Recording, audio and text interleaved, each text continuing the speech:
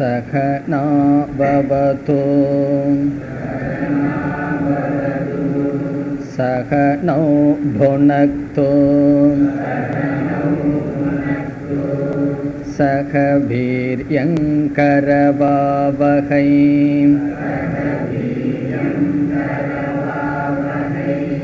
தேஜஸ்வினாவதீதமஸ்து மா வித்விஷாவகை.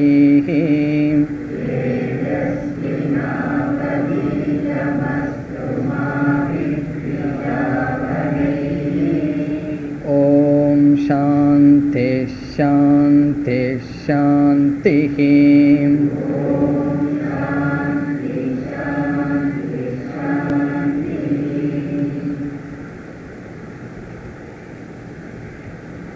பதினேழாவது மந்திரம். த்ரிநாச்சிகேதஸ்த்ரிபிரேத்ய சந்திம்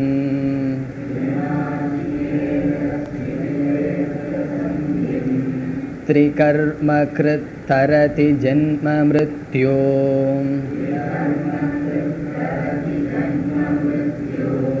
பிரம்மஜக்ஞம் தேவமீட்யம் விதித்வா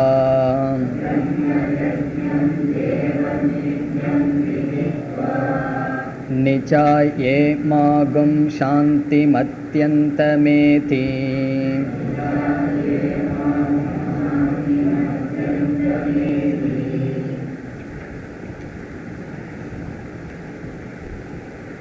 இரண்டாவது வரமாக நச்சிகேதன் கேட்டது சொர்க்கத்திற்கு எடுத்துச் செல்லும் யாகத்தை பற்றிய அறிவு. யமதர்மராஜா அந்த யாகத்தை பற்றிய அறிவை சொன்னார் என்று உபனிஷத் கூறியது. லோகாதிமக்னிம் தமுவாச்ச தஸ்மை. இந்த அக்னியை யமதர்மராஜா அவருக்கு சொன்னார். எப்படிப்பட்ட செங்கற்கள், எவ்வளவு செங்கல் அந்த யாக குண்டத்தை அமைக்க தேவை, எப்படி அமைக்க வேண்டும் என்றெல்லாம் கூறினார் என்று உபனிஷத் கூறியது. ஆகவே நமக்கு தெரியாது அதனுடைய விளக்கம். இதை நாம் தெரிந்து கொள்ள வேண்டுமென்றால் கர்மகாண்டத்தில் சென்றால் நாம் தெரிந்து கொள்ளலாம். வேதாந்தத்திற்கு வந்ததற்கு பிறகு அவசியமில்லை என்று வேதமானது உபனிஷத்தில் அதை பற்றி விசாரம் செய்யப்படவில்லை. இவ்விதம் கூறியதற்கு பிறகு யமதர்மராஜா நச்சிகேதன் இதை கேட்டு அப்படியே திருப்பி சொன்னதனால் மகிழ்ச்சியடைந்து, நான் உனக்கு மீண்டும் இனாமாக வேறு வரத்தை தருகின்றேன் என்று 2 வரத்தை தருவதாக கூறினார். அது 16வது மந்திரத்தில் பார்த்தோம். இந்த யாகத்திற்கு உன்னுடைய பெயரே இருக்கட்டும் என்று கூறினார். பிறகு நான் ஒரு மாலையை தருகின்றேன், விதவிதமான கற்களை பொருத்திய மாலையை உனக்கு தருகின்றேன் என்றும் யமதர்மராஜா கூறினார். ஆனால் நச்சிகேதன் அந்த மாலையை ஏற்றுக்கொள்ளவில்லை என்பதை நாம் அடுத்த வள்ளியில் பார்க்க இருக்கின்றோம். பிறகு 17வது மந்திரம் 18வது மந்திரம், இந்த 2 மந்திரத்தில் இந்த யாகத்தை செய்ய வேண்டிய சில விதிமுறைகள், நியதிகள், இந்த யாகத்தினுடைய பலன், இந்த 2 கருத்துக்கள் வருகின்றது. அதில் முதல் வரியை சென்ற வகுப்பில் பார்த்தோம். இந்த யாகத்தை ஒருவன் நன்கு செய்து சொர்க்கத்திற்கு செல்ல வேண்டுமென்றால் முதல் விதி என்ன? த்ரிபிஹி ஏத்ய சந்திம். அந்த மனிதன் மூவருடன் நல்ல இணக்கத்தை வைத்திருக்க வேண்டும். நல்ல இணக்கத்தை வைத்து பக்குவம் அடைந்திருக்க வேண்டும். சென்ற வகுப்பில் பார்த்தோம், மாதா பிதா குரு, தாயிடமும் தந்தையிடமும் குருவிடமும் நல்ல இணக்கத்தை வைத்து அதனால் அடைய வேண்டிய பக்குவத்தை அடைந்திருக்க வேண்டும். பிறகு 3 விதமான கர்மம் அவன் செய்திருக்க வேண்டும். 1 யாகம், இறை வழிபாடு. 2வது அத்தியனம், வேதம் படித்திருக்க வேண்டும். 3வது தானம் செய்திருக்க வேண்டும். இவ்விதம் செய்தவர்கள் பிறகு இந்த நாச்சிகேதாக்னிகி என்ற இந்த யாகத்தை 3 முறை செய்திருக்க வேண்டும்.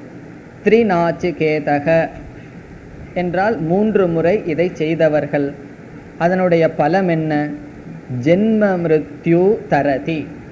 ஜென்மத்தையும் மிருத்யு மரணத்தையும் சில காலங்கள் அவர்கள் ஒத்தி வைக்கிறார்கள். காரணம் என்ன?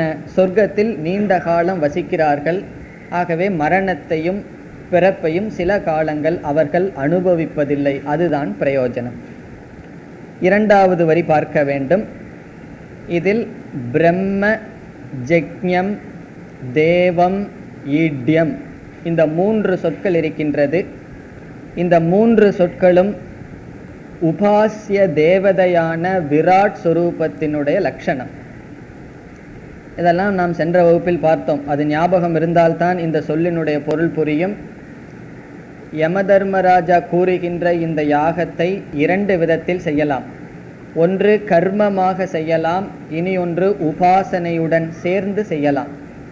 வெறும் கர்மமாக செய்தால் அதனுடைய பிரயோஜனம் சொர்க்கலோகம். உபாசனையாக செய்தால் அதனுடைய பலன் பிரம்மலோகம். எந்த ஒரு உபாசனைக்கும் உபாசனை செய்பவன், உபாசனை செய்யப்படும் தேவதை, அந்த தேவதையை ஏதோ ஒரு ஆலம்பனம், ஒரு பொருளில் நாம் அந்த தேவதையை பார்ப்போம். அதற்கு ஆலம்பனம் என்று பெயர். இங்கு ஆலம்பனமாக இருப்பது அக்னி, உபாசிய தேவதையாக இருப்பது இந்த அகில ஸ்தூல பிரபஞ்சத்திற்கும் ஆதாரமாக இருக்கின்ற ஈஸ்வரன். அந்த ஈஸ்வரனுக்கு விராட் என்று பெயர். அதனுடைய லட்சணம். அப்படிப்பட்ட ஈஸ்வரனை அறிந்து தியானம் செய்து இந்த யாகத்தை செய்பவர்கள் பிரம்மலோகத்திற்கு செல்கிறார்கள் என்பதுதான் இரண்டாவது வரியின் சாரம். இதில் பிரம்ம ஜக்ஞம் என்றால் பிரம்மா என்ற சொல் சூக்ஷ்ம பிரபஞ்சத்திற்கு ஆதாரமாக இருக்கின்ற இறைவனை குறிக்கின்றது.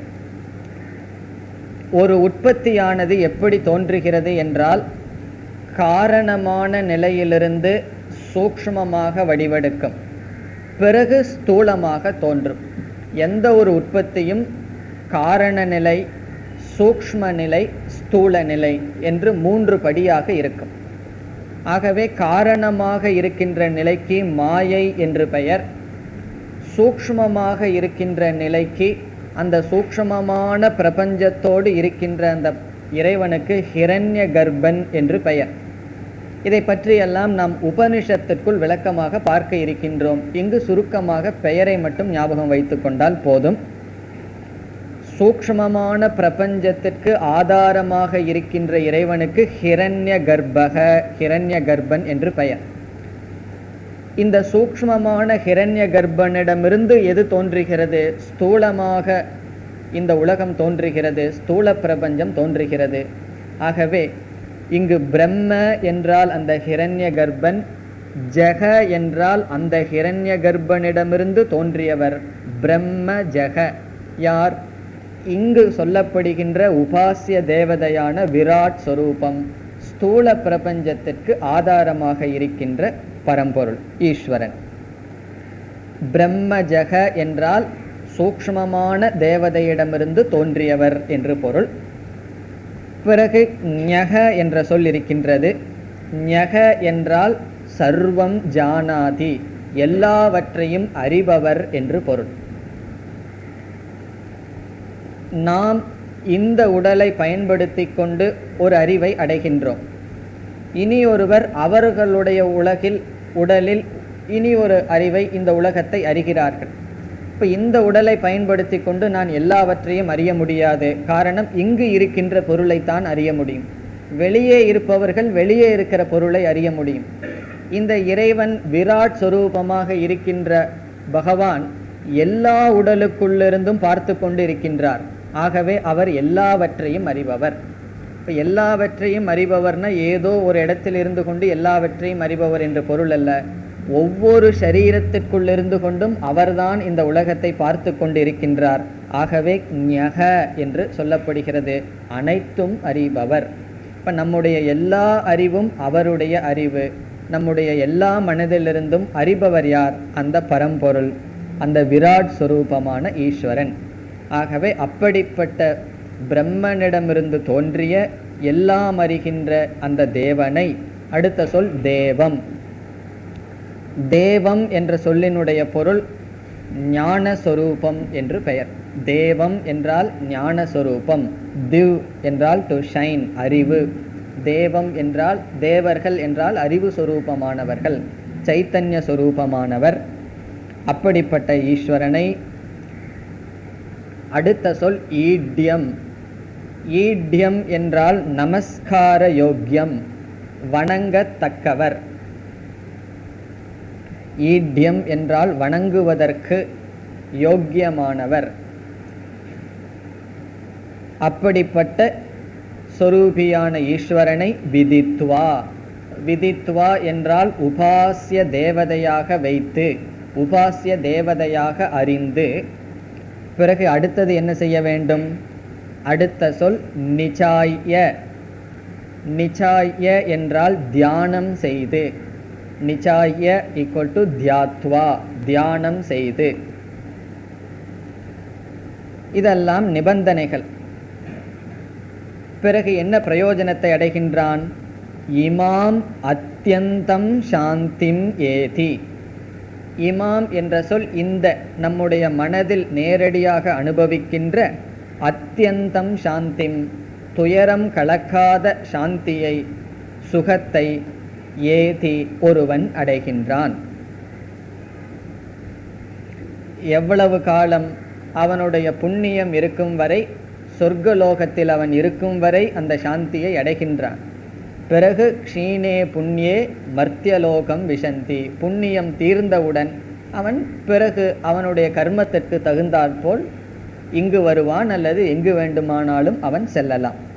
இங்கு கூறுகின்ற சாந்தி, மரணத்தை கடத்தல் என்பதெல்லாம் பூர்ணமானது அல்ல. சொர்க்கலோகத்தில் இந்த லோகத்தை காட்டிலும் சுகம் அதிகம், துயரம் குறைவு. அதனுடைய அடிப்படையில் இவ்விதம் கூறப்படுகிறது, அத்தியந்தமான சாந்தியை அடைகின்றான். ஆகவே இங்கு என்னென்ன நிபந்தனைகள் சொல்லப்பட்டது? இந்த நாச்சிகேதாக்னியை 3 முறை செய்ய வேண்டும், மூவருடன் நல்ல உறவு வைக்க வேண்டும் என்பதிலிருந்து நமக்கு கிடைக்கின்ற சாரம் என்னவென்றால், மனப்பக்குவம் அடைந்திருக்க வேண்டும், ஆஸ்திக புத்தி இருக்க வேண்டும். பிறகு தானம், யஜ்ஞம் முதலியவைகளெல்லாம் செய்து வேதத்தை படித்திருக்க வேண்டும். இப்படிப்பட்டவர்கள் இந்த யாகத்தை ஈஸ்வரனை நினைத்து தியானம் செய்தால் அவர்கள் மேலான லோகத்திற்கு செல்கிறார்கள் என்று யமதர்மராஜா அந்த யாகத்தை கூறியது மட்டுமல்லாமல் இந்த யாகத்திற்கு செய்ய வேண்டிய நிபந்தனைகள், அதனுடைய பலனையும் கூறினார். இனி அடுத்த மந்திரம். த்ரிநாச்சிகேதஸ்த்ரயமேதத் விதித்வா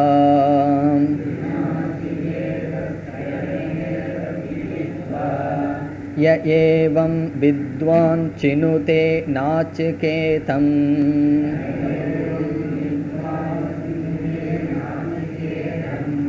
ச மிருத்யுபாஷான் புரதः ப்ரணோத்ய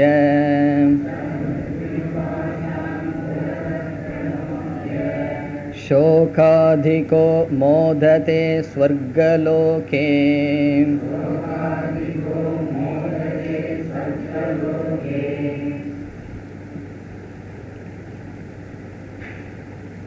இந்த மந்திரத்திலும் இந்த யாகத்தினுடைய பலனே குறிப்பாக சொல்லப்படுகின்றது. முதல் வரியில் நிபந்தனைகளை கூறுகின்றார். த்ரிநாச்சிகேதக. த்ரிநாச்சிகேதக என்றால் எவனொருவன் இந்த யாகத்தை 3 முறை செய்துள்ளானோ அவனுக்கு த்ரிநாச்சிகேதக என்று பெயர். யமதர்மராஜா சொன்னார், இந்த யாகத்திற்கு உன்னுடைய பெயரே இருக்கட்டும் என்று. அவரே இப்பொழுது ஆரம்பித்து விட்டார். இந்த யாகத்தையே நாச்சிகேதாக்னிகி என்ற பெயரில் கூறுகின்றார். த்ரிநாச்சிகேதக என்றால் இந்த சொர்க்கத்திற்கு எடுத்து செல்லும் யாகத்தை யார் 3 முறை செய்துள்ளார்களோ. பிறகு த்ரயம் ஏதத் விதித்வா, இந்த 3ஐ எவர் அறிகிறார்களோ என்று கூறுகிறார். இந்த 3 என்றால் எந்த 3? எந்த 3 என்றால் 15வது மந்திரத்தில் யா இஷ்டகா யாவதீர்வா யதாவா என்று சொன்னார். இந்த யாகம் செய்வதற்காக அடுக்கப்பட வேண்டிய யாக குண்டத்திற்கு எப்படிப்பட்ட செங்கற்கள் என்பது முதல் கருத்து. யாவதி என்றால் எவ்வளவு செங்கல் தேவை, யதாவா எந்த முறையில் அடுக்க வேண்டும், இதையெல்லாம் தெரிவாக தெரிந்து என்று பொருள். இது எவ்வளவுன்னு நமக்கு தெரியாது, ஆனால் இவைகளையெல்லாம் அறிந்து எப்படிப்பட்ட கற்கள், எவ்வளவு கற்கள், என்ன முறையில் அடுக்க வேண்டும், இதைத்தான் இந்த இடத்துல என்ன சொல்றார், த்ரயம் ஏதத். ஏதத் த்ரயம் என்றால் இந்த மூன்றையும் விதித்வா, ஒருவன் முறையாக அறிந்து. அறிந்தால் மட்டும் போகாது, அறிந்து அவன் என்ன செய்ய வேண்டும், யக எவன் ஒருவன், ஏவம் ஏவம் என்றால் நான் கூறியபடி, யக வித்வான். வித்வான் என்றால் இதை அறிந்தவன், இங்கு ஞானி அல்ல, இதை அறிகின்ற வித்வான். எந்த வித்வான், ஏவம் நாச்சிகேதம் சினுதே. நாச்சிகேதம் என்றால் இந்த யாகத்திற்கு பெயர். இந்த நாச்சிகேத அக்னியை சினுதே என்றால் செய்கின்றானோ, இந்த யாகத்தை எவன் ஒருவன் செய்கின்றானோ, சக இரண்டாவது வரி, அதனுடைய பிரயோஜனம் கூறப்படுகிறது. சக அவன் மிருத்யுபாஷாத் புரதக பிரணோத்ய. மிருத்யுபாஷம் என்றால் மிருத்யுவனுடைய மரணத்தினுடைய பிடி. மிருத்யுபாஷான் மரணத்தினுடைய பிடியை, புரதக என்றால் முன்பேயே, முன்பேயே அதாவது இறப்பதற்கு முன்பேயே, பிரணோத்ய நீக்கியவனாக. இறப்பதற்கு முன்பேயே மிருத்யுவனுடைய பாசத்தை அவன் நீக்கியவனாக சொர்க்கத்திற்கு செல்கின்றான் என்று அடுத்த பகுதியில் வருகின்றது. இறப்பதற்கு முன்றே மிருத்யு பாசத்திலிருந்து விடுபட்டவன் என்பதனுடைய பொருள், அவனுக்கு இந்த யாகம் நாம் செய்து விட்டோம், இறந்து விட்டால் துர்கதி நமக்கு வராது என்று இறந்ததற்கு பிறகு அவனுக்கு பயம் வராது. சில பேர்த்துக்கு இறப்பை நினைக்கும் பொழுதே அதற்கப்புறம் நம்ம நாயா பிறப்போமா பூனையா பிறப்போமான்னு பயம் வந்துடும். ஏன்னா நம்ம எவ்வளவோ பாவமெல்லாம் செஞ்சுருப்போம், ஒன்றும் செஞ்சுருக்க மாட்டோம் ஒரு நல்ல காரியம். ஆகவே நமக்கு ஒரு பயம் வரும், இறந்ததுக்கப்புறம் என்ன ஆகுமோன்னு. ஆனால் இந்த வித்வான் 3 பேரிடம் நல்ல உறவை வைத்துள்ளான், நல்ல கர்மமெல்லாம் செஞ்சுருக்கான். அதனால் அவனுடைய மனசில் ஒரு தைரியம் வரும், கண்டிப்பாக நமக்கு சொர்க்கத்தில் ஒரு சீட் கிடைக்கத்தான் போகும் அப்படின்னு அவனுக்கு ஒரு நம்பிக்கை வரும். ஆகவே அந்த மிருத்யு பயத்தை இறப்பதற்கு முன்னே அவன் விட்டு விட்டான். இறந்ததற்கு பிறகு எனக்கு நல்ல கதி தான் வரும் என்ற தைரியம் அவனுக்கு வரும். வேறொரு விளக்கம் கொடுத்தால், இந்த உபாசனை, யாகம், ஒழுக்கமான வாழ்க்கையெல்லாம் ஒருவன் கடைபிடித்தால் அவனுடைய உடம்பில் கூட ஆரோக்கியம் வரும், நோய்கள் வராது. விருப்பப்படி வாழ்ந்தோம் அப்படின்னு சொன்னால் நம்மளுடைய உடலும் கூட கெட்டுவிடும். சாஸ்திரத்தில் சொன்னபடி நம்மளுடைய வாழ்க்கை இருந்தால் உடலும் கூட நன்கு ஆரோக்கியமாக இருக்கும். ஆகவே அவனுக்கு ரோகம், சோகம் இவைகளையெல்லாம் தாண்டியவனாக இறப்பதற்கு முன். பிறகு இறந்ததற்கு பிறகு அவனுடைய நிலை என்ன, சோகாதிகக சோகத்தை கடந்தவனாக, ஸ்வர்கலோகே மோததே சொர்க்கலோகத்தில் அவன் மோததே சந்தோஷமாக இருக்கின்றான். இந்த இடத்தில் சொர்க்கலோகம் என்பது இந்த உபாசனையுடன் செய்தால் பிரம்மலோகம், உபாசனை செய்யாமல் வெறும் யாகம் மட்டும் செய்தால் சொர்க்கலோகம். பிரயோஜனம் 2 விதம். ஒரு யாகத்தை தியானம் இல்லாமல் யாகமாக மட்டும் செய்தால் அதனுடைய பிரயோஜனம் சொர்க்கலோகம். அது உபாசனையுடன் தியானத்துடன் செய்தால் அதற்கு பிரம்மலோகம். ஆகவே இங்கிருக்கின்ற சொர்க்கலோகம், சொர்க்கலோகம் என்றும் பொருள் உண்டு. உபாசனையுடன் செய்தால் பிரம்மலோகம் என்ற பொருளும் உண்டு. மோததே என்றால் அங்கு சுகித்து இருக்கின்றான். எதுவரை, அவனுடைய புண்ணியம் தீர்கின்ற வரை. இந்த மந்திரத்துடன் 2வது வரத்தை பற்றிய விசாரம் முடிவடைகிறது. எங்கு துவங்கியது? 12வது மந்திரத்தில் துவங்கியது. 12வது மந்திரத்திலிருந்து 18 வரை 2வது வரத்தை பற்றிய விசாரம். இனி அடுத்த மந்திரத்தில் யமதர்மராஜா கூறுகின்றார், நான் உனக்கு 2வது வரத்தையும் கொடுத்து விட்டேன், இனி நீ மூன்றாவது வரத்தை கேள் என்று கூறுகின்றார். 19வது மந்திரம். ஏஷ தேக்னிர் நசிகேதஸ்வர்க்யஹ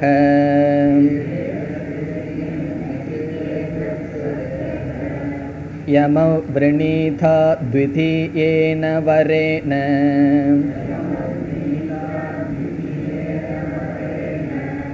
ஏதமக்னிம் தவைவ பிரவக்ஷந்தி ஜனாசக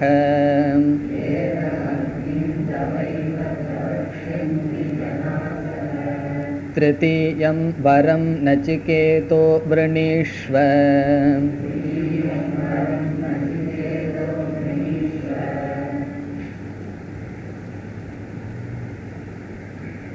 யமதர்மராஜா விருப்பப்பட்டு 2 வரம் கொடுத்தார். உன் பேர்லேயே இந்த அக்னி இருக்கட்டும், இந்த அழகான மாலையை வாங்கிக்கொள் என்று. அதோடு யமதர்மராஜா 3வது வரம் அதிலேயே கழிஞ்சிடுதுன்னு நச்சிகேதன் நினைக்கக்கூடாது. நான் விருப்பப்பட்டு அதிகமாக அதை கொடுத்தேன், இன்னும் 1 வரம் உனக்கு பாக்கி இருக்கின்றது, அந்த 3வது வரத்தை இப்பொழுது நீ கேள் என்று கூறுகின்றார். ஆகவே 19வது மந்திரம் யமதர்மராஜா நச்சிகேதனிடம் அடுத்த வரத்தை கேள் என்று குறிப்பிடுகின்றார். நச்சிகேதக ஏஷ தே அக்னிர் நச்சிகேதக. நச்சிகேதக என்றால் அழைக்கின்றார். ஹே நச்சிகேதக, நச்சிகேதா,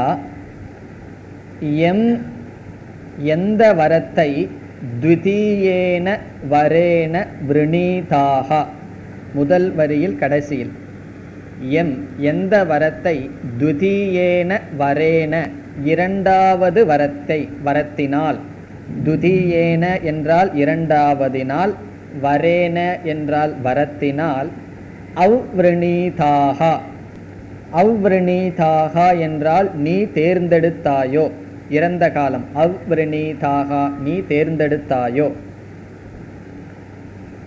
எந்த வரத்தை 2வது வரமாக நீ தேர்ந்தெடுத்தாயோ, பிறகு முதல் வார்த்தைக்கு வர வேண்டும்.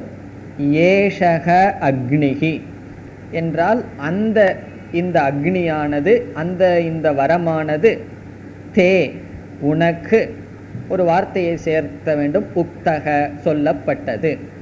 தே என்றால் உனக்கு, உக்தக சொல்லப்பட்டது. அக்னிஹி என்று கூறுகின்றார். காரணம், நச்சிகேதன் கேட்டது 2வது வரத்தினால் சொர்க்கத்திற்கு செல்ல வேண்டிய அக்னி. அந்த அக்னியானது தே உக்தக உனக்கு சொல்லப்பட்டது. அது அந்த அக்னிக்கு ஒரு விசேஷம் சொல்றார். அது எப்படிப்பட்ட அக்னி?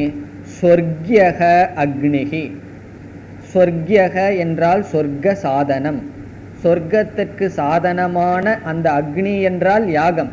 அந்த யாகமானது தே உனக்கு உக்தக சொல்லப்பட்டது. யாரால்? என்னால். மயா உக்தக. இப்போ சொர்க்யக அக்னிஹி தே உக்தக, சொர்க்கத்துக்கு சாதனமான அக்னியானது உனக்கு கூறப்பட்டது. பிறகு 2வது வரியில் மீண்டும் யமதர்மராஜா சொல்றார், இந்த அக்னி உன்னுடைய பெயரிலேயே மனிதர்கள் கூறுவார்கள். பிற்கால மனிதர்கள் உன்னுடைய பெயரிலேயே இந்த அக்னியை சொல்வார்கள் என்று மீண்டும் கூறுகின்றார். 2வது வரி, ஏதம் அக்னிம். ஏதம் அக்னிம் என்றால் இந்த அக்னியை, இந்த யாகத்தை, இந்த சொர்க்கத்திற்கு எடுத்து செல்லும் சாதனையை, தவைவ, தவைவ என்றால் உன்னுடைய பெயரிலேயே, தவைவ நாம்னா உன்னுடைய பெயரிலேயே, ஜனாசக, ஜனாசக மனிதர்கள், பிரவக்ஷந்தி சொல்வார்கள், அழைப்பார்கள். உன்னுடைய பெயரிலேயே இந்த அக்னியை மனிதர்கள் அழைப்பார்கள். இனி நீ என்ன செய்ய வேண்டும்? நச்சிகேதக த்ருதீயம் வரம் விருணீஷ்வ. மீண்டும் சொல்றார், ஹே நச்சிகேதா, த்ருதீயம் வரம், த்ருதீயம் என்றால் 3வது வரம், 3வது வரத்தை, விருணீஷ்வ நீ தேர்ந்தெடுப்பாயாக. இனி நீ 3வது வரத்தை தேர்ந்தெடுப்பாயாக என்று யமதர்மராஜா அடுத்த வரத்தை தேர்ந்தெடுக்கும்படி நச்சிகேதனிடம் வேண்டுகின்றார். விருணீஷ்வ என்றால் பிரார்த்தனை செய்கின்றார். நான் உனக்கு வாக்கு கொடுத்துள்ளேன், 3 வரம் கொடுப்பதாக 2 வரத்தை நீ கேட்டுவிட்டாய், இப்பொழுது நீ 3வது வரத்தை கேட்பாயாக என்று கூறுகின்றார். இனி அடுத்த மந்திரத்தில் நச்சிகேதன் 3வது வரத்தை கேட்கின்றான். 20வது மந்திரம். ஏயம் பிரேதே விசிகித்சா மனுஷ்யே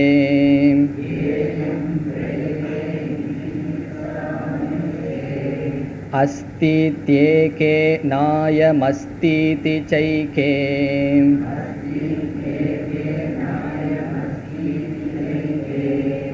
ஏதத் வித்யாமனுஷிஷ்டஸ்த்வயாஹம்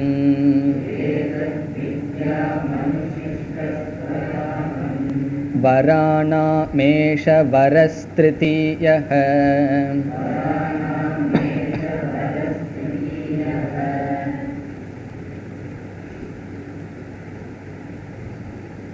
இந்த மந்திரத்திலிருந்து தான் வேதாந்த பாகமானது துவங்குகின்றது. இதுவரை வேதத்தினுடைய முதல் பகுதியான கர்மகாண்ட விஷயம், இனிதான் வேதாந்தமே துவங்குகின்றது. சில உபனிஷத்தில் முதல் மந்திரத்திலேயே வேதாந்தம் துவங்கிவிடும். கேனோபனிஷத் எடுத்துட்டோம்னா முதல் மந்திரத்திலேயே கேள்வி, கேனேஷிதம் பததி பிரேஷிதம் மனக என்று. அந்த வேதாந்தத்தில் எதை தெரிந்து கொள்ள வேண்டுமோ அதற்கான கேள்வி முதல் மந்திரத்திலேயே துவங்கும். முண்டகோபனிஷத்தில் பார்த்தோம் என்றால் 3வது மந்திரம் கஸ்மின்னு பகவோ விஜ்ஞாதே சர்வமிதம் விஜ்ஞாதம் என்ற கேள்வியானது தோன்றுகிறது. ஒவ்வொரு உபனிஷத்திலும் கேட்கப்படும் கேள்விகளை நாம் ஞாபகத்தில் வைத்து கொள்ள வேண்டும். காரணம், அந்த கேள்வியினுடைய விளக்கம்தானே உபனிஷத். அதேபோல் இங்கு நச்சிகேதன் 3வது வரமாக ஆத்ம ஞானத்தை கேட்கின்றான். அந்த கேள்விதான் இந்த 20வது மந்திரம். இங்குதான் நச்சிகேதன் ஆத்ம ஞானம் எனக்கு வேண்டும், ஆத்ம தத்துவத்தை நான் தெரிந்து கொள்ள வேண்டும் என்பதை 3வது வரமாக கேட்கின்றான். நச்சிகேதனுக்கு 3 வரம் கிடைத்தது. அதில் முதல் வரத்தை எதற்காக பயன்படுத்தினான்? தன்னுடைய தந்தைக்காக அதை அவன் பயன்படுத்தினான். இதிலிருந்து ஒரு மனிதனுடைய முதல் கடமை தன்னுடைய பெற்றோர்களுக்கும் தன்னுடைய குடும்பத்திற்கும் என்று தெரிகிறது. காரணம் என்ன? நம்முடைய குடும்பம், பெற்றோர்கள், உறவினர்கள் அவர்களுடைய அனுகிரகத்தினால் தான் நம்முடைய படிப்பு, நம்முடைய அறிவு இவைகளெல்லாம் தோன்றியது. ஆகவே நம்முடைய முதல் கடமை நம்முடைய குடும்பத்திற்கு செல்கின்றது. பிறகு 2வது கடமை, நச்சிகேதன் இந்த சொர்க்கத்தை பற்றிய யாகம் தனக்காக கேட்கவில்லை, சமுதாயத்திற்காக கேட்டான். ஒரு மனிதனுடைய 2வது கடமை சமுதாயத்திற்காக வருகின்றது. இந்த சமுதாயத்தில் நாம் பிறந்ததனால்தான் இந்த அறிவை நாம் பெற்றோம். ஆகவே நம்முடைய அடுத்த கடமை நம்மை சுற்றியுள்ள மனிதர்களுக்காக, சமுதாயத்திற்காக அமைகின்றது. பிறகு இறுதியான கடமை நமக்கே நாம் செய்ய வேண்டிய கடமை. நான் சமுதாயத்துக்காகவே பாடுபடுறேன், வீட்டிலேயே உழைக்கிறேன்னு சொல்லிட்டு எனக்கு செய்ய வேண்டிய கடமையை நான் செய்யவில்லை என்றால் அதுவும் பரிதாபத்துக்குரிய நிலை. இது சுயநலம் அல்ல. நான் எனக்கு செய்ய வேண்டியதை செய்கிறது சுயநலம் என்று நாம் நினைக்கக்கூடாது. நம்மளுடைய சில பொறுப்புகளை விட்டுட்டு சாஸ்திரம் படிக்கிறது சுயநலம் என்று சொல்லக்கூடாது. சமுதாயத்திற்கும் வீட்டிற்கும் கடமைகள் இருக்கின்றது. அது ஒரு நிலை வரைதான் இருக்கின்றது. முக்கியமான ஒருவனுடைய கடமை நமக்கு நாமே செய்ய வேண்டிய கடமை. காரணம் என்ன? அவரவர்கள் தோன்றினார்கள், ஏதோ கர்ம வினையினால் நாம் சேர்ந்து வாழ்கின்றோம். பிறகு கர்ம வினையினால் அவரவர்கள் பிரிந்து செல்கின்றார்கள். எப்பொழுது யாருக்கு இறப்பு வரும் என்று சொல்ல முடியாது. ஆகவே நம்முடைய உண்மையான கடைசியான கடமை என்னவென்றால் நமக்கே நாம் செய்ய வேண்டிய கடமை. நமக்கு நாம் என்ன கடமை செய்ய வேண்டும்? இந்த ஷரீரத்தினால் நாம் வாழ்க்கையில் எந்த மேன்மையான ஒன்றை அடைய முடியுமோ அதை அடைவதுதான் நம்முடைய கடமை. சாஸ்திரத்தினுடைய நோக்கில் நமக்கு நாமே செய்ய வேண்டிய கடமை நம்மை நாம் அறிவது. ரொம்ப பெரிய கடமை ஒன்றும் கிடையாது. நம்மை நாம் அறிவதுதான், நம்முடைய சொரூபத்தை நாம் அறிவதுதான், அல்லது ஈஸ்வரனை அறிவதுதான் நமக்கு நாமே செய்ய வேண்டிய கடமை. நான் எல்லாத்துக்கும் உழைக்கிறேன், சமுதாய சேவை செய்கிறேன், இதெல்லாம் நன்மை, நல்லது தான். இது சாஸ்திரத்தில் இல்லை, அது தவறு என்று கூறவில்லை. இது தேவை என்றே 2 வரத்தில் காட்டப்பட்டது. ஆனால் 3வது முக்கியமான வரமாக ஆத்மா தனக்காக பிறகு வருகின்ற உபனிஷத் இந்த ஒரு கேள்விக்கு பதிலாக அமைகின்றது. இந்த கேட்கின்ற ஒரு கேள்விக்கு இதற்கு பிறகு வருகின்ற முழு உபனிஷத்துமே இந்த கேள்விக்குத்தான் பதில். இவனுடைய கேள்வி என்ன? முதலில் நச்சிகேதனுடைய கேள்வியை பார்த்து ஸ்லோகத்திற்குள் செல்லலாம்.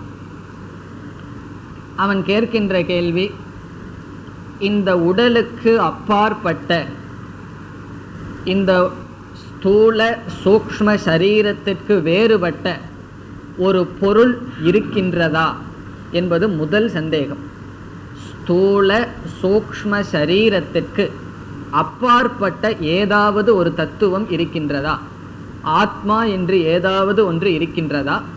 அல்லது ஸ்தூல சூக்ஷ்ம சரீரம்தான் ஆத்மாவா? இந்த உடலுக்கு அப்பாற்பட்டு ஏதாவது ஒன்று இருக்கின்றதா? அப்படி இருந்தால் அதனுடைய சொரூபம் என்ன, அதனுடைய லட்சணம் என்ன, தன்மை என்ன? இப்போ அவனுடைய கேள்வியில் முதல் பகுதி, இந்த ஷரீரத்தை காட்டிலும் வேறு ஏதாவது ஒரு தத்துவம் இருக்கின்றதா என்பது முதல் கேள்வி.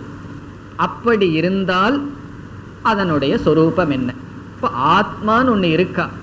இருந்தா ஆத்மனக சொரூபக கக, ஆத்மாவினுடைய சொரூபம் என்ன?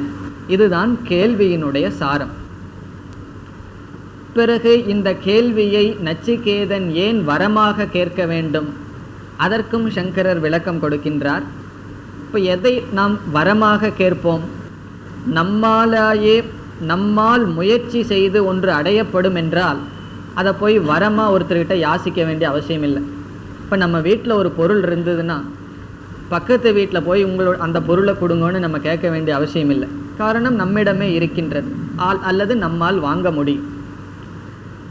எது நம்முடைய அறிவு முயற்சிக்கு அப்பாற்பட்டதோ அதைத்தான் யாசிக்க வேண்டும், மற்றவர்களிடம் கேட்க வேண்டும். இங்கு நச்சிகேதன் ஆத்ம தத்துவத்தை யமதர்மராஜாவிடமிருந்து கேட்பதிலிருந்து இந்த ஆத்ம ஞானத்தை சுயமாக அறிய முடியாது என்று நமக்கு தெரிகிறது. ஆத்மாதான் நான், இருந்தாலும் என்னுடைய புத்தி, என்னுடைய மனம், என்னுடைய அறிவை வைத்து படித்தோ அல்லது சுயமாக இந்த ஆத்ம தத்துவத்தை அடைய முடியாது. இனியொருவருடைய உதவி இல்லாமல் இதை நாம் அடைய முடியாது. யமதர்மராஜா தெளிவாக்கப் போகின்றார். அனன்ய புரோக்தே கதிரத்ர நாஸ்தி. அனன்யன், தனக்கு வேறாக ஒருவன் உபதேசம் செய்தால்தான் கதி, இதை அடைய முடியும் என்று கூற இருக்கின்றார். ஆகவே இது வரமாக, இந்த ஆத்ம ஞானம் வரமாக வருவதிலிருந்து இந்த ஆத்ம தத்துவமானது பிரத்யக்ஷ அனுமான பிரமாணத்திற்குள் வராது. நம்முடைய கண் காதினால் தெரிந்து கொள்ள முடியாது, யுக்தியினால் நம்முடைய தர்க்கத்தினாலும் தெரிந்து கொள்ள முடியாது. குருவின் மூலமாக, சாஸ்திரத்தின் மூலமாகத்தான் தெரிந்து கொள்ள முடியும் என்ற கருத்தும் நமக்கு கிடைக்கின்றது. இதுதான் இந்த ஸ்லோகத்திலிருந்து நமக்கு கிடைக்கின்ற சாரம். நச்சிகேதன் எப்படி கேட்கின்றான்? அவன் ஆரம்ப காலத்தில் இருக்கின்றான். அதனால் அவனுக்கு கேள்வியே மிக அழகாக கேட்க தெரியவில்லை. சில சமயங்களில் நம்ம கேள்வியை நம்ம சரியாக கேட்க தெரியாமல் இருக்கலாம். சாஸ்திரம் கொஞ்ச நாள் படித்ததுக்கு அப்புறம்தான் எப்படி கேள்வி கேட்கணும் அப்படிங்கிற அறிவே நமக்கு வரும். இந்த நச்சிகேதன் ஆரம்ப காலத்தில் ஏதோ ஒரு விதத்தில் இதே கருத்தை கேட்கின்றான். ஆனால் இதே நச்சிகேதன் அடுத்த வள்ளியில் யமதர்மராஜா எடுத்தோன்னே ஆத்ம ஞானத்தை ஆரம்பிக்கிறதில்லை, ஏதோ செய்ய போகிறார். பிறகுதான் ஆத்ம ஞானத்தை பற்றி சொல்கிறார். அதுக்குள்ள நச்சிகேதன் சாஸ்திரத்தை பற்றி ஒரு அறிவை அடைந்து மீண்டும் இதே கேள்வியை அவன் கேட்க போவான். ஏன்னா நச்சிகேதனுடைய கேள்வி இந்த இடத்துல இருந்தாலும் யமதர்மராஜாவினுடைய பதில் கொஞ்ச நாளைக்கு அப்புறம்தான் வரப்போகுது. காரணம் என்ன? முதல்ல கொஞ்சம் சோதனை பண்ணி நச்சிகேதனை புகழ்ந்து எல்லாம் பண்ணிட்டு தான் சில முகவரையெல்லாம் யமதர்மராஜா கொடுத்துட்டு இருப்பார். கடைசியில் மீண்டும் நச்சிகேதன் பொறுமை இழந்து மீண்டும் கேள்வி கேட்பான்.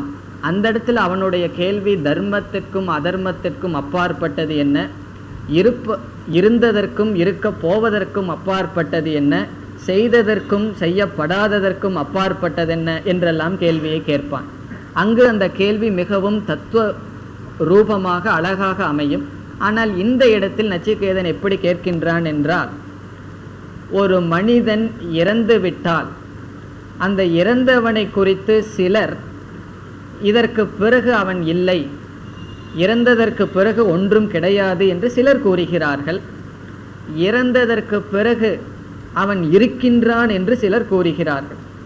இந்த சந்தேகம் மனிதர்களுக்குள் இருந்து வருகிறது.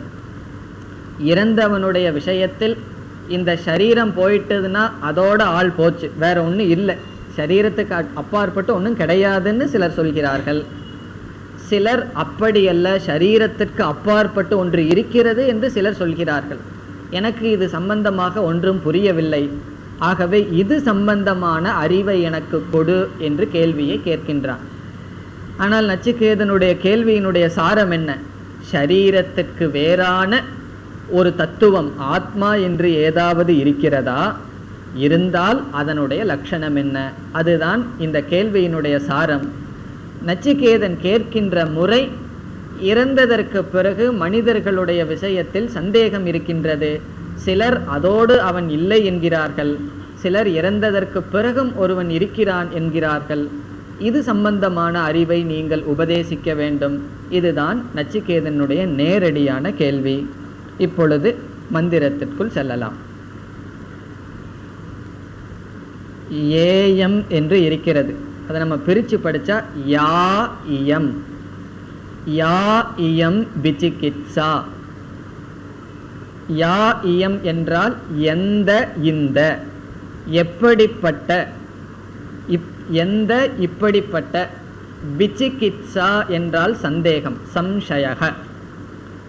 விசிகித்சா என்றால் சந்தேகம். இப்படிப்பட்ட ஒரு சந்தேகம் இருக்கின்றது. எந்த விஷயத்தில்? பிரேதே மனுஷ்யே. பிரேதே விசிகித்சா மனுஷ்யன் இருக்கு. அந்த மனுஷ்யே பிரேதேங்கிறத சேர்த்து படிக்கணும். மனுஷ்யே பிரேதே விஷயே. மனுஷ்யே பிரேதே என்றால் ஒரு மனிதனுடைய விஷயத்தில், மனிதன் இறந்ததற்கு பிறகு அந்த மனிதனை குறித்து இப்படிப்பட்ட சந்தேகம் இருக்கின்றது. பிரேதம் என்றால் இறத்தல், பிரேதே மனுஷ்யே என்றால் இறந்த மனிதனை குறித்து இப்படிப்பட்ட ஒரு சந்தேகம். அது என்ன சந்தேகம்னு நச்சிகேதன் அடுத்த பகுதியில் கூற இருக்கின்றான். ஆகவே யா இயம் விசிகித்சா, எந்த ஒரு இப்படிப்பட்ட சந்தேகம், எந்த விஷயத்தில்? மனுஷ்யே பிரேதே. இது மனுஷ்யே என்பது 7வது விபக்தி, விஷய சப்தமி.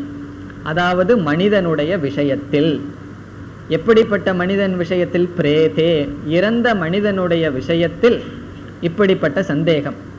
என்ன சந்தேகம்? அஸ்தி இதி ஏகே. அயம், இந்த மனிதன் இறந்ததற்கு பிறகும் கூட அஸ்தி, அவன் இருக்கின்றான். அஸ்தின எலும்பல்ல, அஸ்தின இருத்தல், அவன் இருக்கின்றான்.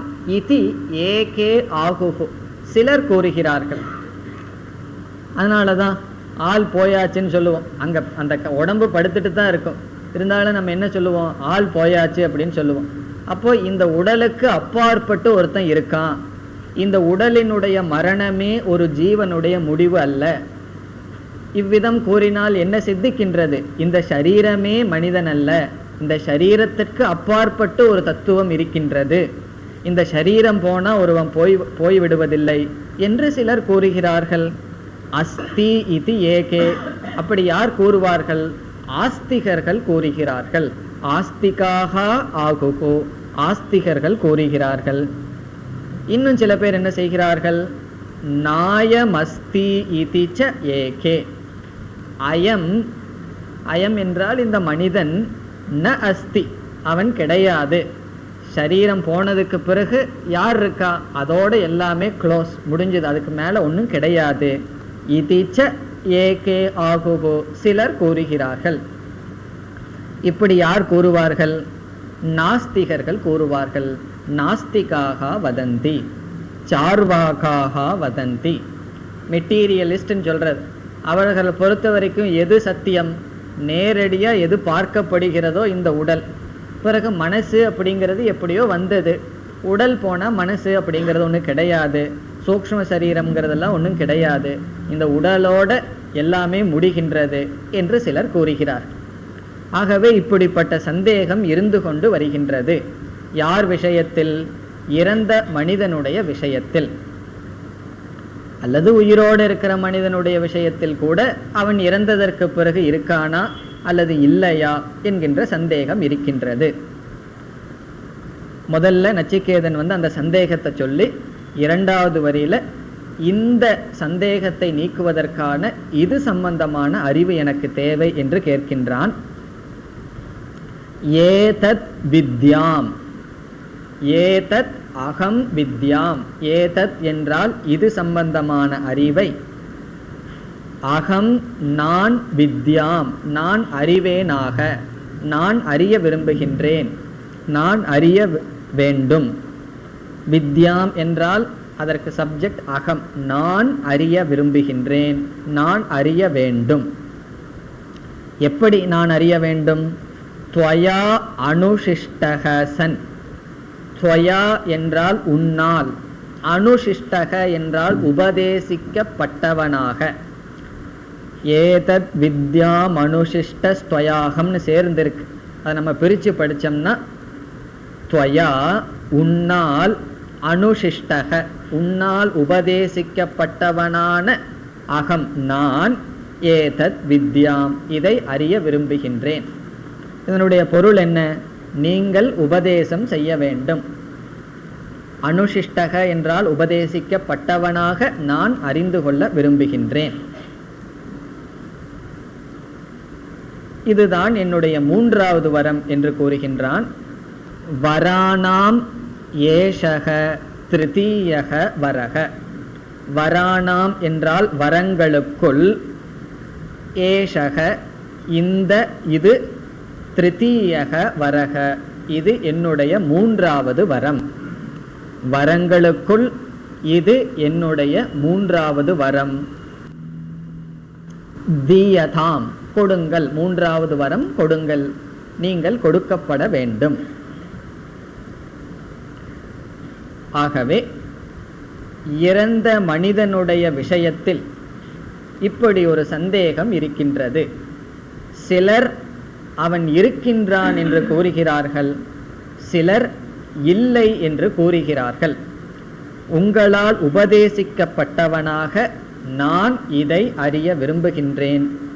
இது என்னுடைய மூன்றாவது வரம். வரங்களுக்குள் இது மூன்றாவது வரம். இதுதான் இந்த மந்திரத்தினுடைய பொருள். இதனுடைய சாரத்தை நாம் முன்பே பார்த்தோம். இந்த சரீரத்துக்கு வேறான ஒரு தத்துவம் இருக்கின்றதா, அந்த தத்துவத்தை பற்றிய அறிவு எனக்கு தேவை. அப்படி இருக்கின்றது என்று நச்சிகேதன் நம்புகின்றான். மற்றவர்கள் சந்தேகப்படுகிறார்கள், எனக்கு நம்பிக்கை இருக்கின்றது, கண்டிப்பாக இருக்கின்றது என்று. ஆகவே அந்த ஆத்மஸ்வரூபத்தினுடைய ஞானம் எனக்கு தேவை. ஆத்ம ஞானத்தை மூன்றாவது வரமாக கொடுங்கள் என்று நச்சிகேதன் கூறிவிட்டான். இனி யமதர்மராஜாவினுடைய ரெஸ்பான்ஸ் என்ன? யமதர்மராஜா என்ன செய்ய போறார்? அடுத்த மந்திரம். தேவை ரத்ராபி விசிகிச்சிதம் புரா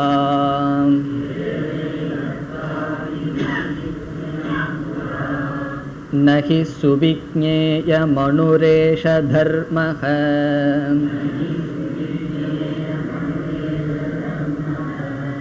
அன்யம் வரம் நச்சிகேதோ வ்ருணீஷ்வ.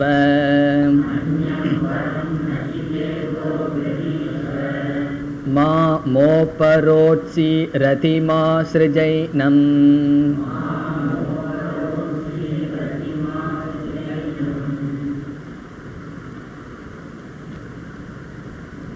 ஆத்ம ஞானத்தை அடைவதற்கு நச்சிகேதனுக்கு அர்ஹதை இருக்கின்றதா இல்லையா என்று தெரிந்து கொள்வதற்காக யமதர்மராஜா இவ்விதம் கூறுகிறார் என்று சங்கரர் அறிமுகப்படுத்துகின்றார். நிஸ்ரேயச சாதன ஆத்ம ஞான அர்ஹகவா நவா. ஆத்ம ஞானத்தை அடைவதற்கு இவனுக்கு அர்ஹதை இருக்கின்றதா இல்லையா என்று பரீட்சணார்த்தம், நச்சிகேதனை பரீட்சை செய்வதற்கு யமதர்மராஜா கூறுகின்றார் பின்வரும் மந்திரங்களை. ஆகவே இது யமதர்மராஜாவினுடைய சொல். அவர் கூறுகின்றார்.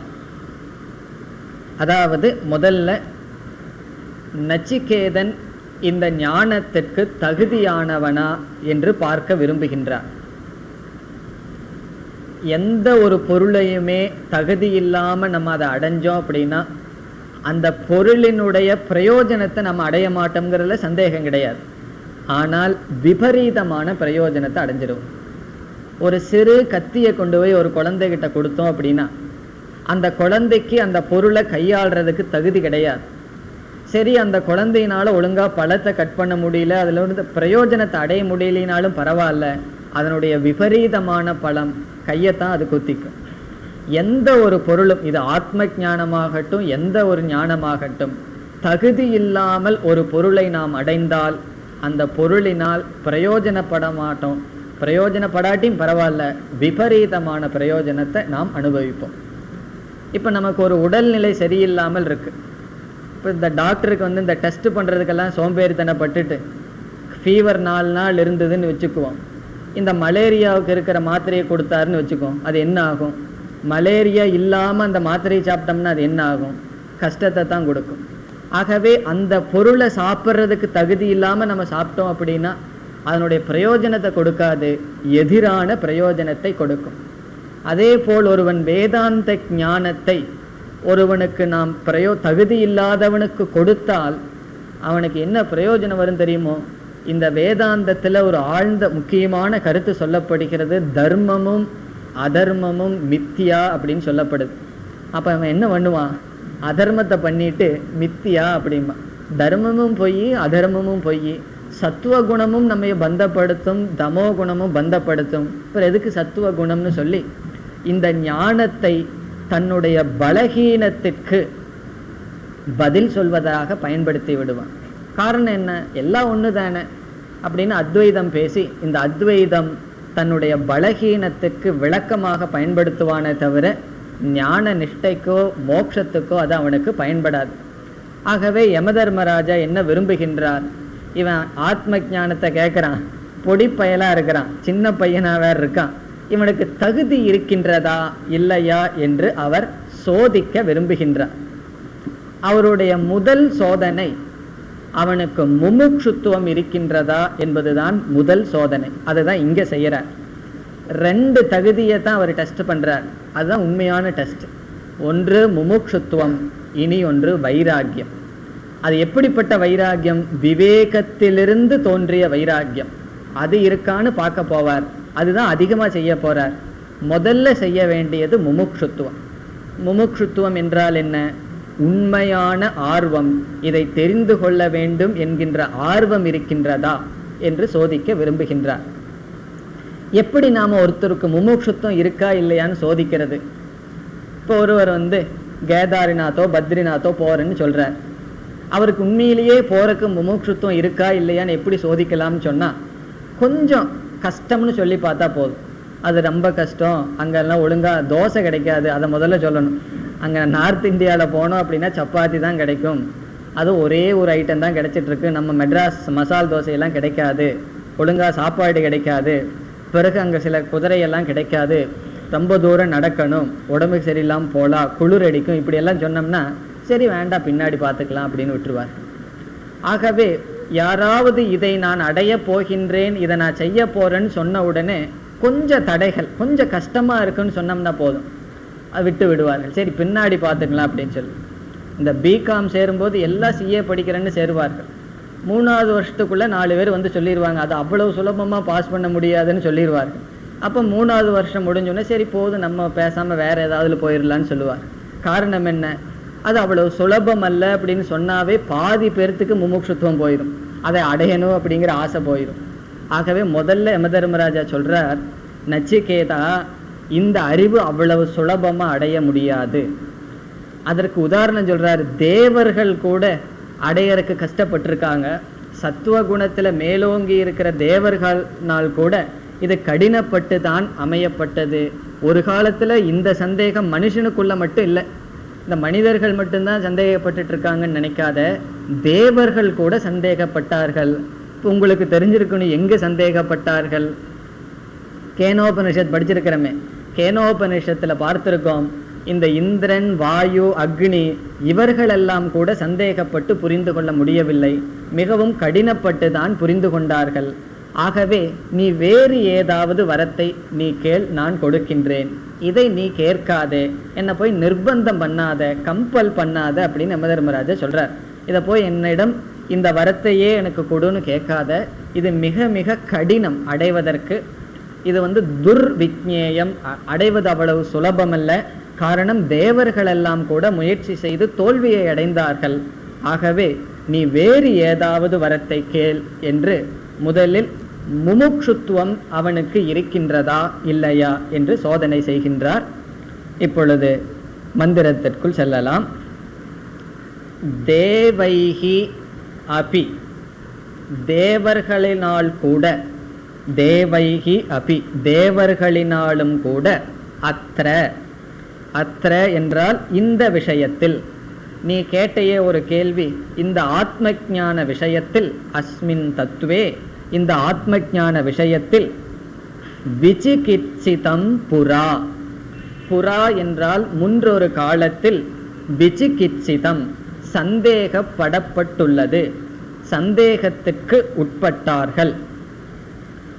விசிகித்சா என்றால் சந்தேகம், விசிகித்சிதம் என்றால் சந்தேகப்படப்பட்டது. தேவர்களினாலும் கூட முன்னொரு காலத்தில் இந்த விஷயத்தை குறித்து சந்தேகம் இருந்தது. இப்போ இது மனிதர்களுக்குள்ள இருக்கிற சந்தேகம் நினைக்காத, தேவர்களும் கூட இதை புரிஞ்சு கொள்ள முடியாம கஷ்டப்பட்டு இருக்கார்கள். பிறகு நகி சுவிக்ஞேயம், விக்ஞேயம் என்றால் அறிவது, சுவிக்ஞேயம் என்றால் தெளிவாக சுலபமாக அறிவது. நகி என்றால் கண்டிப்பாக இதை சுலபமாக அறிய முடியாது. நகி சுவிக்ஞேயம், இது சுலபமாக அறிய முடியாது. காரணம் ஏஷக தர்மக அணுகு, ஏஷக தர்மக என்றால் இந்த ஆத்ம தத்துவத்தை பற்றிய அறிவானது அணுகு, அணுகு என்றால் மிக மிக சூக்ஷ்மமானது, சின்னதுன்னு பொருள் அல்ல, சட்டில், மிக மிக சூக்ஷ்மமானது, புரிந்து கொள்வதற்கு அவ்வளவு சுலபமல்ல. அறிவை அதிகமாக பயன்படுத்துபவர்கள் குறைவு தான். இப்போ இந்த எலிமெண்ட்ரி ஸ்கூல்லையே நம்ம எவ்வளவு ஸ்ட்ரென்த்துன்னு பார்க்கலாம். இப்போ ஸ்கூலில் 1000 பேர் படித்தாங்கன்னா காலேஜுக்கு போகும்போது 500 ஆகும், டிகிரிக்கு போகும்போது 250 ஆகும், மாஸ்டர் டிகிரிக்கு போகும்போது அப்படியே குறையும், பிஹெச்டி போகும்போது 4-5 தான் தெரிஞ்சிட்டு இருக்கும். ஆகவே மிக மிக சூக்ஷ்மமான அறிவு வேண்டும் என்றால் அது அவ்வளவு சுலபமாக அடைய முடியாது. காரணம் என்ன? ஒரு மனிதன் முழு நேரத்தை அதற்காக ஒதுக்க வேண்டும். இப்போ பெரிய ஒரு சயின்டிஸ்ட் எல்லாம் ஒரு உண்மையை கண்டுபிடிச்சாங்கன்னா 3 வேளை சாப்பிட்டு தூங்கிட்டு இருந்து அவர்கள் கண்டுபிடிக்கவில்லை. ஒரு நாளைக்கு 18 மணி நேரம் 20 மணி நேரம் அவர்கள் அதே சிந்தனையிலிருந்து தான் அந்த தத்துவத்தை அறிந்தார்கள்.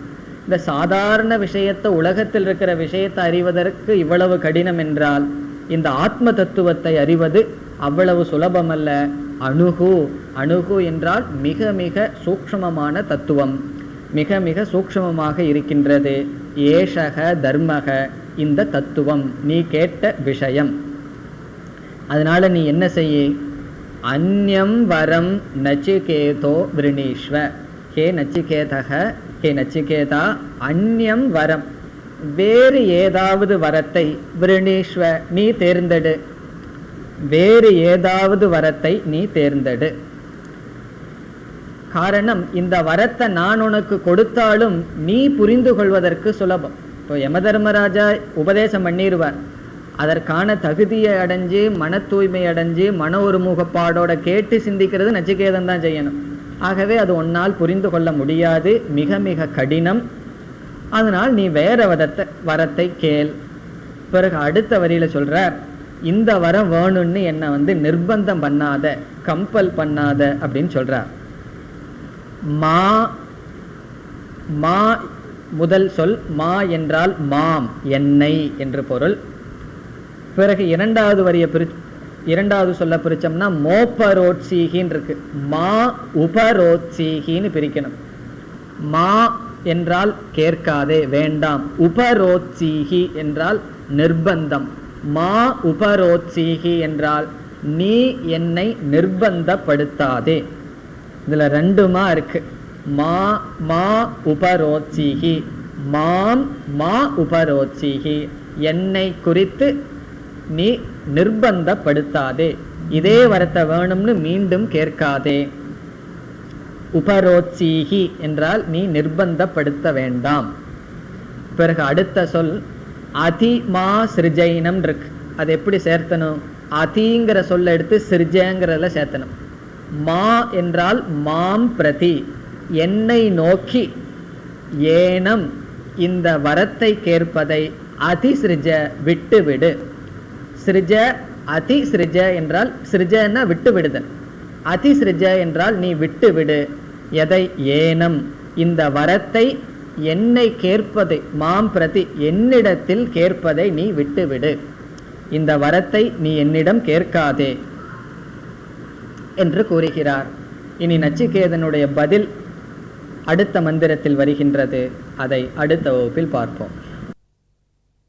ஓம் பூர்ணமத பூர்ணமிதம் பூர்ணாத் பூர்ணமுதச்யதே பூர்ணஸ்ய பூர்ணமாதாய பூர்ணமேவாவசிஷ்யதே. ஓம் சாந்தி சாந்தி சாந்தி.